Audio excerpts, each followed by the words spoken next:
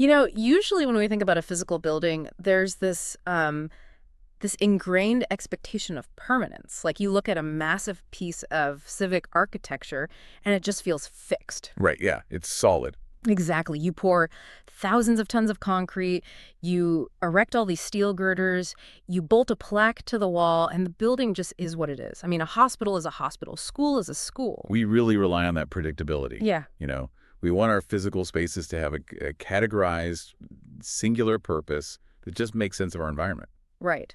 But then you step into the history of a place like Moscow's Luzhniki Stadium, and suddenly that entire concept of architectural predictability is just, well, it's shattered. Oh, completely shatter. Because looking at the powering stack of sources we have today, and I'm talking architectural blueprints, FIFA financial disclosures, investigative reports, and even Soviet underground rock biographies, you realize you aren't just looking at a sports arena, you are looking at a historical chameleon. It is the absolute definition of a structural paradox. What we have in our notes today is basically the biography of a single physical space that has acted as a mirror for the dramatic and often violent and totally unpredictable shifts of an entire nation. And so that's our mission today. We want to take you, the listener, on a deep dive to track how a colossal monument, one built entirely for rigid, top-down Soviet athletic propaganda, somehow morphed over the decades into a $14 billion hyper-commercialized stage for the world's most watched sporting event. Which is a wild transition in itself. It is. But even more incredibly, we're going to look at how that exact same concrete bowl served as the ultimate zenith for an underground, grassroots rock revolution that literally no state planner ever saw coming, right before a sudden, heartbreaking tragedy changed the culture forever. And to really understand that through line, this constant tug of war between authoritarian control and organic human chaos, we really have to start in the mud, literally, because the birth of this stadium is an engineering feat that almost defies logic. Yeah, I was reading through the construction timelines, and it just stopped me dead. So originally, it was named the Central Lenin Stadium. They broke ground in the mid-1950s, eventually opening it in 1956. But the timeline, I mean, they built this colossal 100,000 capacity structure in exactly 450 days. Which, in the realm of massive civic architecture, is practically an overnight delivery. It's a brute force miracle.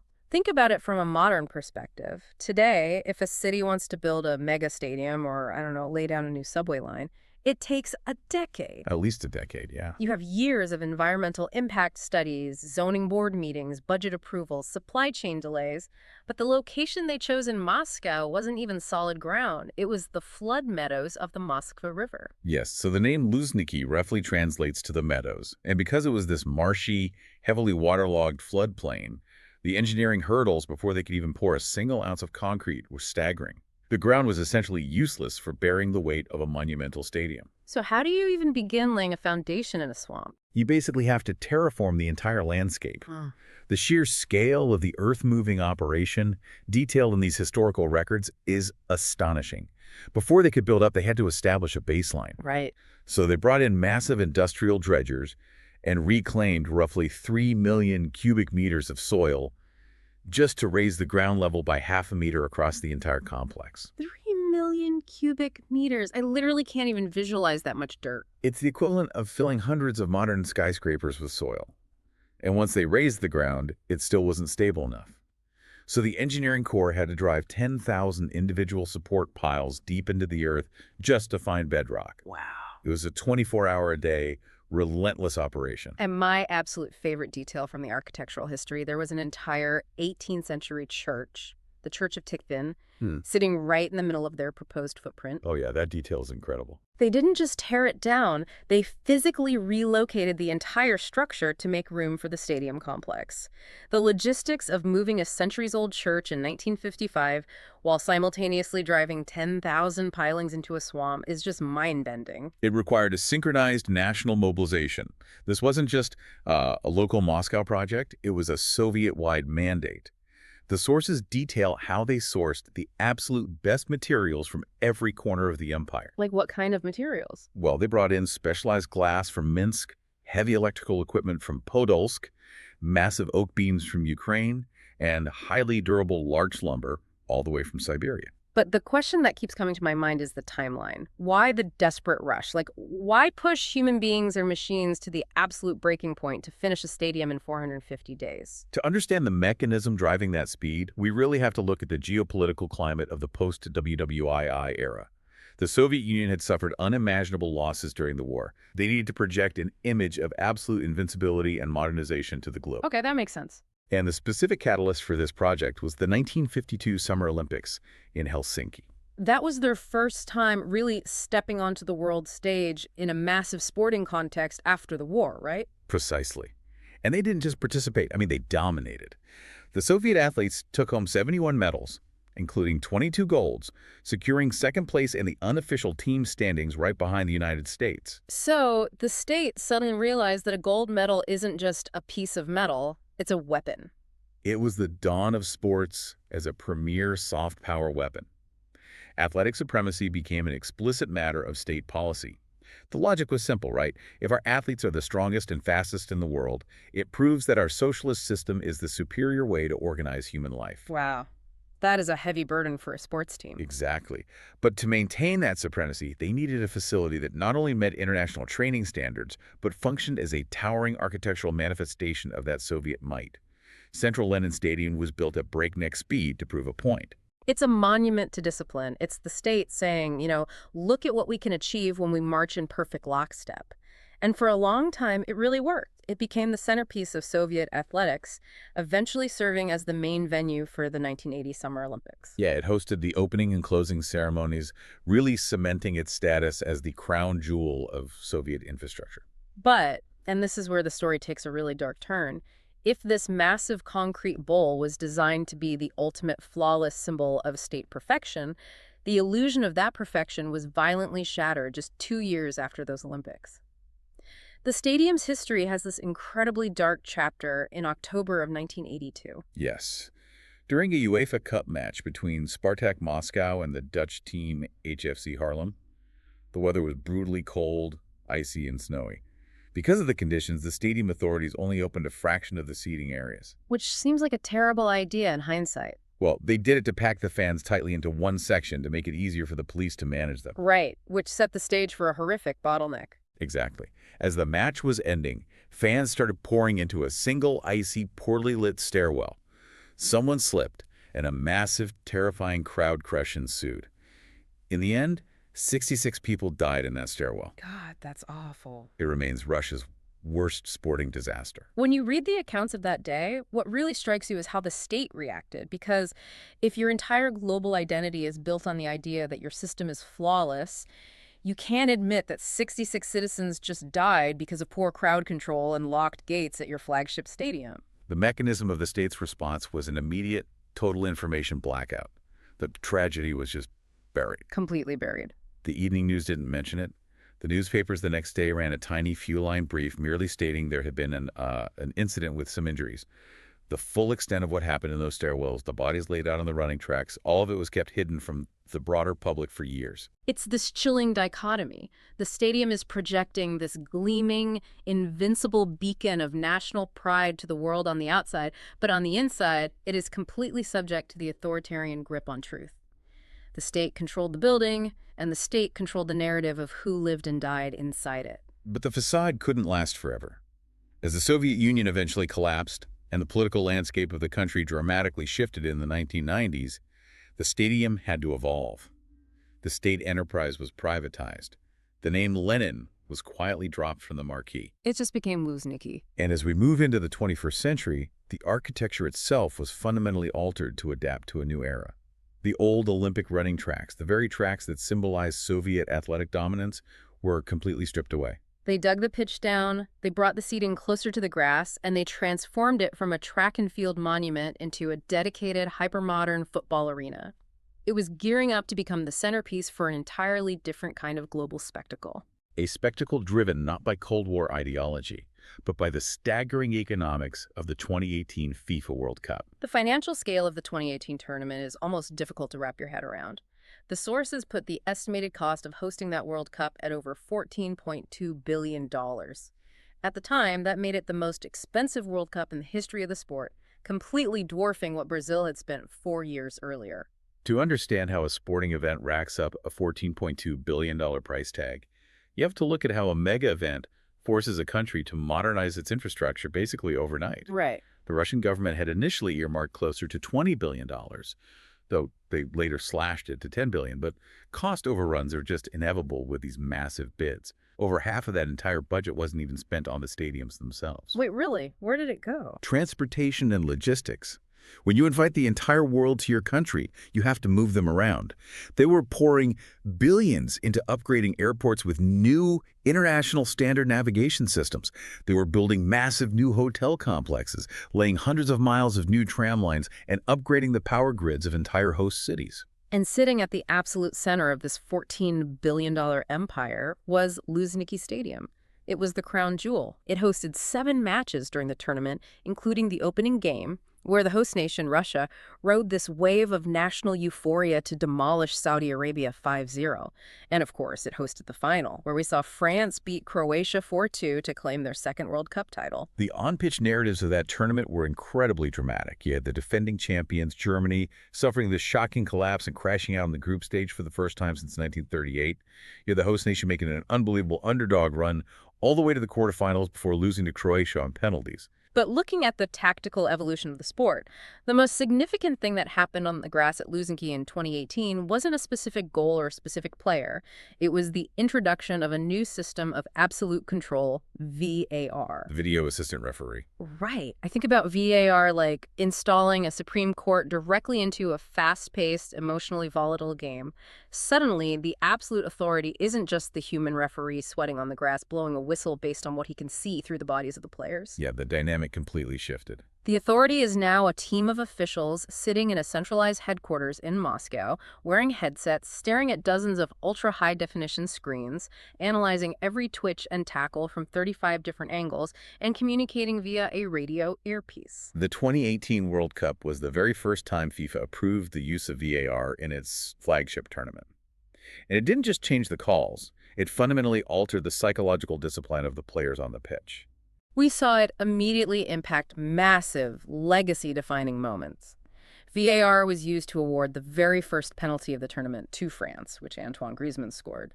It was heavily involved in validating Diego Costa's equalizer for Spain in that chaotic match against Portugal. But the true impact of VAR is best understood through the statistics on player behavior.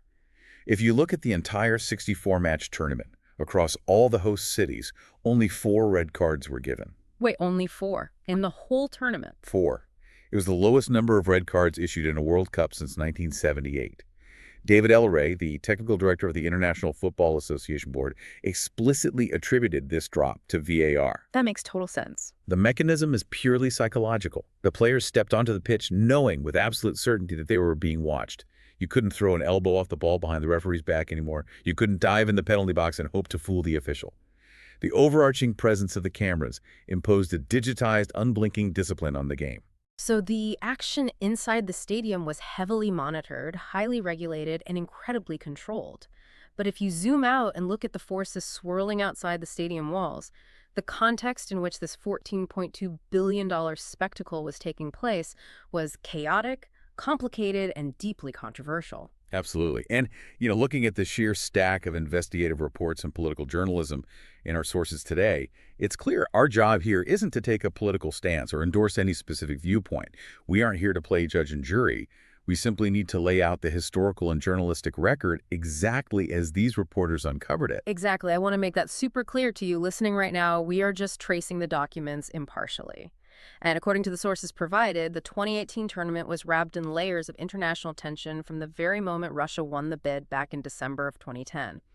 Almost immediately, there were widespread, highly publicized allegations of corruption and bribery regarding how the voting process was handled by FIFA's executive committee. The documents show that the bidding process triggered investigations on multiple fronts.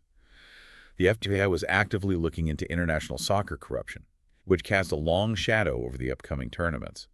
The English Football Association, who had lost their bid to host, was furious, with executives claiming that committee members had explicitly requested bribes in exchange for votes. The pressure got so intense that FIFA actually had to appoint an independent investigator, a U.S. attorney named Michael J. Garcia, to dig into the bidding processes for both the 2018 and 2022 World Cups. But the way the Garcia report was handled only fueled the controversy. After completing his extensive investigation, FIFA refused to publish Garcia's full findings. Instead, they released a 42-page summary prepared by a German judge, which effectively cleared Russia of any major wrongdoing. And Garcia's reaction to that summary was explosive, right? He publicly repudiated it. He stated that the FIFA published summary was materially incomplete and contained erroneous representations of the facts. What? The fallout was so severe that Garcia eventually resigned from his position in protest, leaving a permanent cloud of suspicion over the tournament's origins. But the controversies detailed in the sources extended far beyond boardroom politics and voting scandals. There were severe, tangible human rights issues tied directly to the physical construction of the World Cup infrastructure. When you mandate the rapid construction of billions of dollars worth of stadiums and transit lines, the human toll can be devastating. Human Rights Watch published extensive reports documenting cases of migrant workers who were left entirely unpaid, stripped of their passports, or forced to work in dangerously cold, sub-zero conditions without proper safety gear. And the fatality numbers are really grim.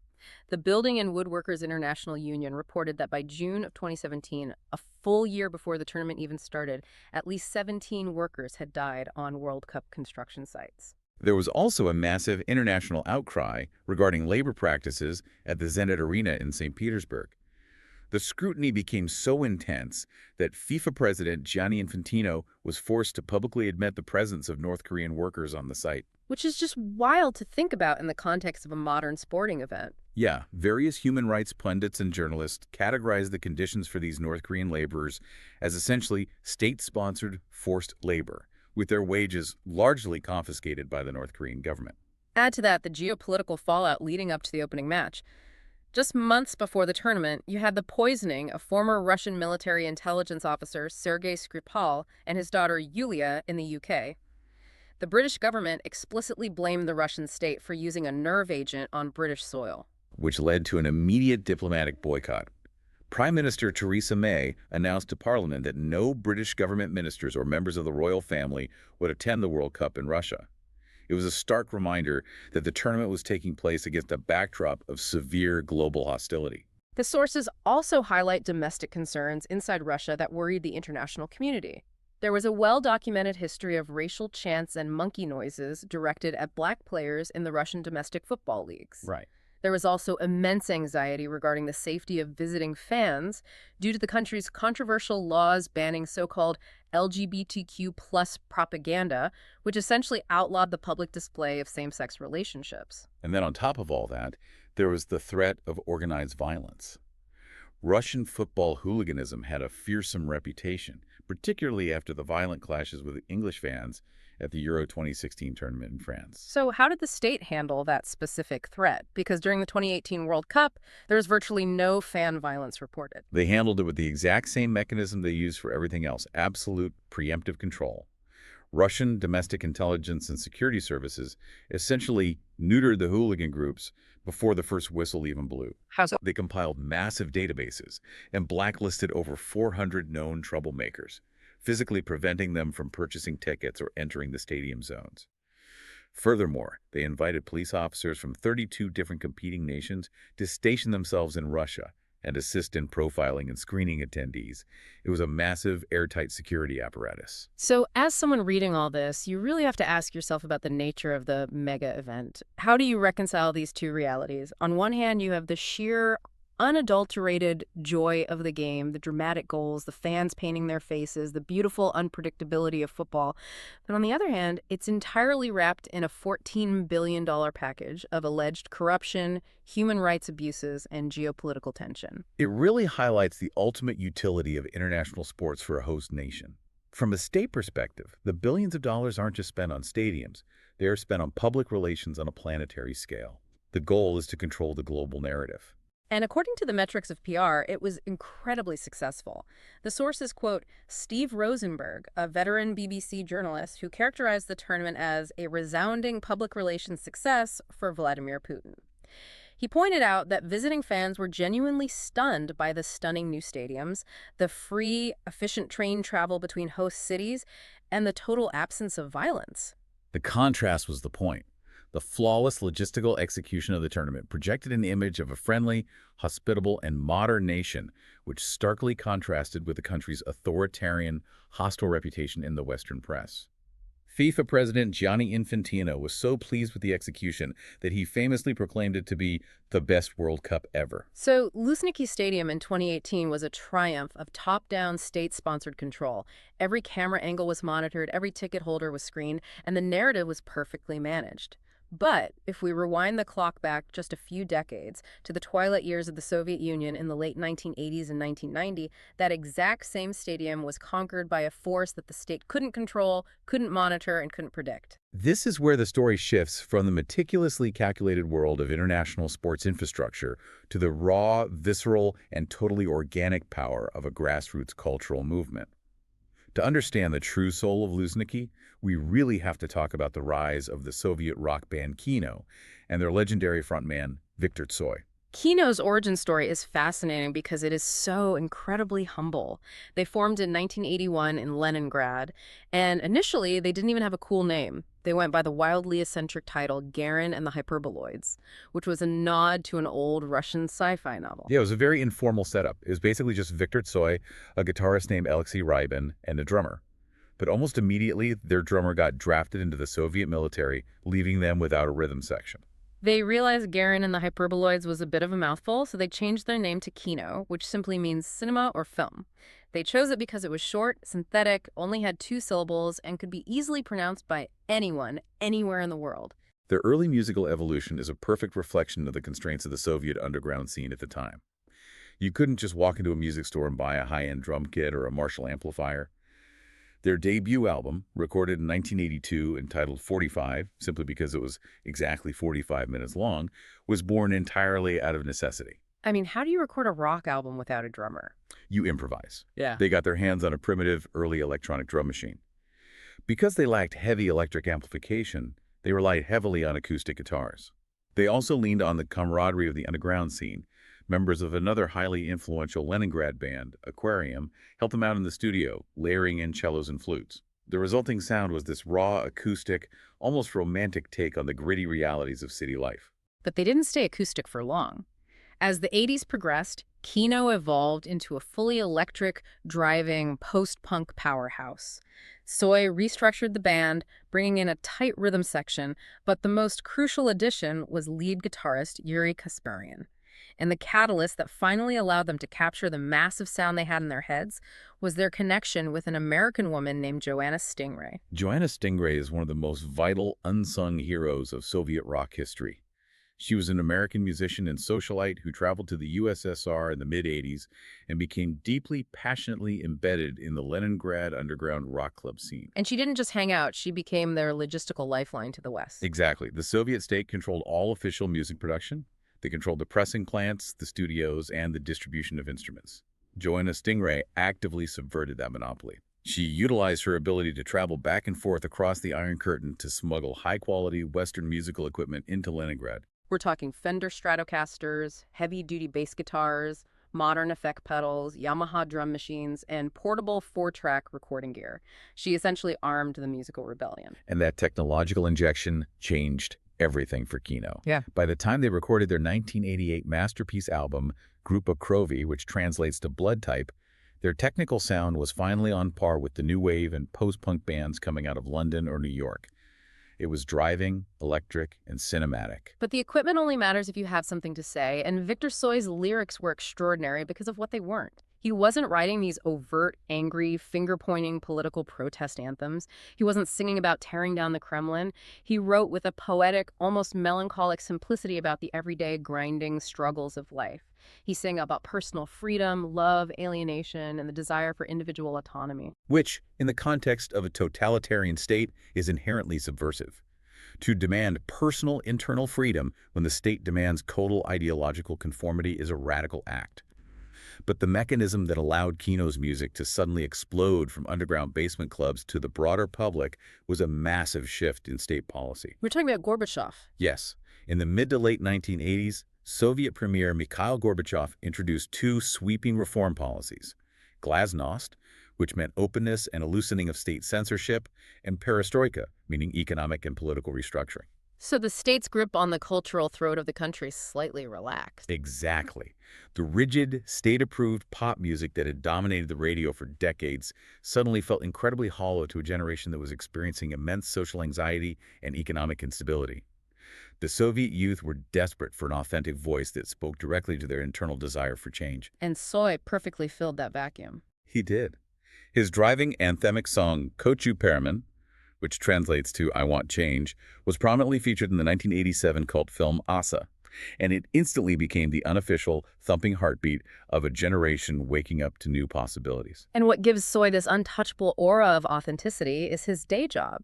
Even as Kino was gaining real traction, recording massive albums and appearing in films, Tsoi was still working as a boiler plant operator in a damp basement in Leningrad. The boiler room was nicknamed Kamchatka by the workers because it was sweltering hot and felt isolated, like being banished to the far eastern Kamchatka Peninsula. It even inspired the title of their third album, Nachalnik Kamchatki, but I can't help but picture it like a comic book secret identity. By day, this guy is wearing dirty overalls, literally shoveling heavy loads of coal into a furnace, stoking the physical fires to keep an apartment block in Leningrad warm. And by night, he washes the soot off his face, picks up a smuggled electric guitar, and completely stokes the cultural fires of millions of Soviet youth. That is precisely why the audience worshipped him. He wasn't a manufactured, state-approved pop idol draped in sequins. He was a guy shoveling coal. He knew the grind. This working-class authenticity, combined with an entirely new electric sound, resulted in an explosion of massive, uncontrollable mainstream popularity. The Soviet press even coined a term for the hysteria. They called it kinomania. And all of that momentum, the underground club gigs, the smuggled guitars, the boiler room shifts, the shifting political landscape, all of it collided and reached its absolute pinnacle on one specific night, June 24, 1990. The location. Yeah. The massive concrete bowl of Luzhniki Stadium. Imagine standing on that pitch. This is Kino's final, legendary concert before their planned break. The stadium is packed to the absolute rafters with thousands upon thousands of screaming, delirious fans. It was a massive festival organized by the newspaper Moskovsky Komsomolets, and Kino was the undisputed headlining act. The sonic energy of that night was reportedly deafening. But from a historical perspective, the most significant detail of that concert wasn't just the set list. It was a profound, almost surreal, symbolic gesture made by the venue organizers. What did they do? As Kino took the stage and the crowd roared, the organizers made the decision to light the stadium's colossal Olympic flame. Oh, wow. When you look at the history of that flame, the gravity of that decision hits you. Prior to Viktor Tsoi stepping onto that stage, that specific flame had only been lit 4 times in the entire history of the stadium. Only 4 times. It was lit for the 1980 Olympics, the 1985 World Festival of Youth and Students, the 1986 Goodwill Games, and the 1989 Moscow International Peace Festival. It was a beacon reserved exclusively for massive, state-sanctioned international displays of unity or athletic superiority. Let's really analyze the weight of this moment. You have a stadium that was constructed in a frantic 450-day sprint by the Soviet state, specifically designed to enforce control and project socialist discipline to the globe. And now, the state's grip has slipped so far that this exact same space is completely overrun by the raw, independent, chaotic voice of Soviet youth. The establishment was quite literally lighting its most sacred, monumental beacon to illuminate a guy who used to shovel coal for a living. It feels like a total capitulation. It's the old guard formally surrendering the cultural high ground to the new youth movement. Kino had conquered the ultimate venue in the empire. They were at the absolute zenith of their career. They were making grand plans. The band was preparing to travel to France to professionally record their next studio album, aiming for an even bigger sound. But before undertaking that massive project, following an exhausting, grueling touring season, Viktor Tsoi decided he needed to step away from the madness. He needed quiet. So he took a vacation. He traveled to a small, quiet coastal village in Latvia called Planciums to rest, clear his head, and go fishing. And this is where the narrative shifts from a triumphant cultural revolution to a devastating, highly documented tragedy. The investigative reports provided in the sources give us an incredibly granular, almost minute-by-minute forensic breakdown of what happened on the morning of August 15, 1990. It's chilling to read because the day starts so peacefully. At around 5 more a.m. on August 15th, Tsoi wakes up in his rented house. His second wife, Natalia, is there to see him off. She later noted to investigators that he was in a fantastic mood. The demo recordings for the new album, which he had been working on with his guitarist Kasparian in a makeshift studio in the village, had just been successfully completed the day before. He was creatively fulfilled and looking forward to a quiet morning. He gathered his fishing gear, got into his car, and drove out to a nearby forest lake. He fished alone for about 5 hours. The meteorological reports note it was a sultry, incredibly humid morning, the kind of heavy, oppressive heat that builds up right before a late summer thunderstorm. He had a decent morning on the water. He caught several roaches, a type of small freshwater fish, which he placed in a plastic bag in the trunk of his car. Around 11 a.m., he packed up his rods and began the drive back to the village. He was driving his personal vehicle, a dark blue Moskvich 2141, which was a standard mid-sized Soviet hatchback. The road back took him along the Slokotalsy Highway. It's a relatively quiet two-lane country road. The speed limit on the straight stretches was 90 kilometers per hour. However, the geography of the road becomes highly relevant as you approach the 35th kilometer mark. What happens at the 36th kilometer? The road approaches a small bridge that crosses the Titopa River. Right at this bridge, the road narrows significantly, and there is a sharp, dangerous blind curve lined with trees, drastically reducing visibility for oncoming traffic. At approximately 11:28 a.m., Tsoi is approaching this blind turn in his Moskvich. Coming from the exact opposite direction, navigating that same curve, is a white Icarus 250. The Icarus 250 is not a small vehicle. It's a heavy, bulky, long-distance passenger bus. It was being driven by a man named Yanis Fibiks. The investigation noted that Fibiks was a highly experienced first-class driver. The bus was completely empty. He was simply ferrying it back to the depot after dropping off a group of tourists. The subsequent forensic investigation, led by a local investigator named Erica Ashmanet, meticulously reconstructed the final seconds before the impact. And the physical evidence on the road tells a very clear, terrifying story of a driver losing control long before the actual crash. Based on the damage and the physics of the impact, investigators determined Tsoi was driving his Moskvich at a speed of at least 100 kilometers per hour, which was well over the safe limit for that specific tightening curve. But the speed wasn't the primary cause of the accident. It was his trajectory. The tire tracks. Yes. The investigators found deep, highly visible tread marks from the right wheel of Tsoi's Moskvich dug into the dirt on the right shoulder of the road. He wasn't on the asphalt.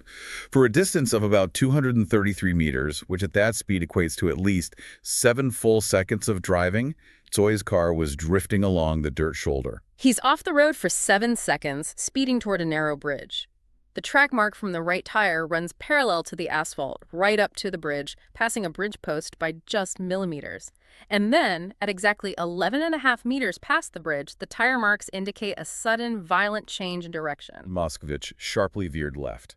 It snapped off the dirt shoulder, crossed entirely over its own lane, and darted directly into the oncoming lane. Right into the path of the massive white Icarus bus coming around the blind curve. Yanis Fibiks, the bus driver, had only a fraction of a second to react. He saw the dark blue car rocketing across the center line. He desperately jerked the heavy steering wheel of the bus to the right, trying to pull his massive vehicle onto the shoulder to avoid the head-on collision. But the speed of the Moskvich was simply too great, and the distance was too short. The impact was catastrophic. The geometry of the crash was front to back, left to right. The front bumper of the heavy Icarus bus, which sits much higher off the ground than a hatchback, rode straight up over the hood of the Moskvich, instantly crushing the passenger cabin inward. The raw physics involved in the transfer of kinetic energy were horrifying. Despite moving forward at over 100 kilometers per hour, the Moskvich was instantly halted and thrown 22 meters backward from the point of collision, violently slamming into the metal railing of the bridge. The force was so immense that heavy engine parts from the car were ripped out and scattered in a 15-meter radius around the crash site. And the bus, despite weighing several tons, had its front axle destroyed.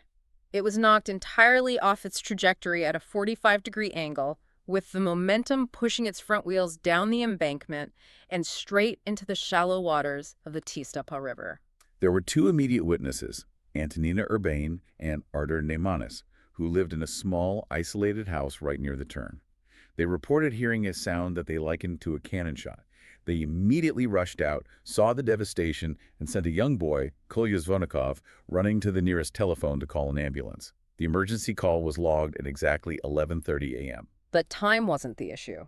When the medics arrived on the scene, there was nothing to be done. They had to physically pry the wreckage apart just to extract Tsoi's body from the crushed cabin. The coroner's report was definitive. He had suffered massive, severe blunt head trauma and multiple catastrophic bone fractures. He died instantaneously upon impact. When investigator Erica Ashmain reviewed all the forensic data, the 7 seconds driving on the shoulder, the sudden swerve, the high speed, she had to determine the mechanism of the crash. Like, why did he leave his lane? And she found a detail in the road evidence that just gives me absolute chills every time I read it. The investigators specifically noted the complete lack of any brake marks from Tsoi's car. He never hit the brakes. He didn't try to stop. He never knew it was happening. Ashmain concluded that, factoring in his early 5:00 a.m. start, the 5 hours of sitting in a boat under the heavy, sultry heat, and the lingering exhaustion from months of relentless touring and recording, Viktor Tsoi simply fell asleep at the wheel. His foot remained heavy on the accelerator, his hands went slack on the wheel, the car drifted onto the dirt shoulder, narrowly missed a bridge post, and was violently jolted across the road into the path of the bus. It's the ultimate incomprehensible contrast. You have a man who, just weeks prior, commanded the roaring attention of 100,000 people under the sacred Olympic flame in the nation's most monumental stadium. And it ends in the mundane, quiet solitude of a morning fishing trip, extinguished randomly and violently on a lonely country road.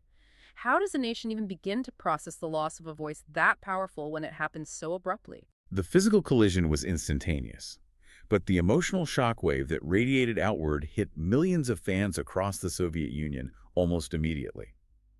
It fundamentally altered the cultural and musical landscape of the country. The immediate aftermath was characterized by an outpouring of grief that bordered on mass hysteria. The news began to trickle out through official channels. It broke on the Mayak radio station and was broadcast on the main evening television news program, Vremya. And the reaction, particularly in his hometown of Leningrad, was unprecedented. The authorities were terrified of the emotional volatility of the youth. When Tsoi's funeral was scheduled for August 19th at the Bogoslavskoye Cemetery in Leningrad, the city police mobilized heavily. They set up massive cordons and barricades, attempting to control the crowds and prevent potential riots. But you can't police that kind of grief. The cordons didn't matter. Not at all. An estimated 30,000 fans descended upon the cemetery. It was a torrential downpour that day.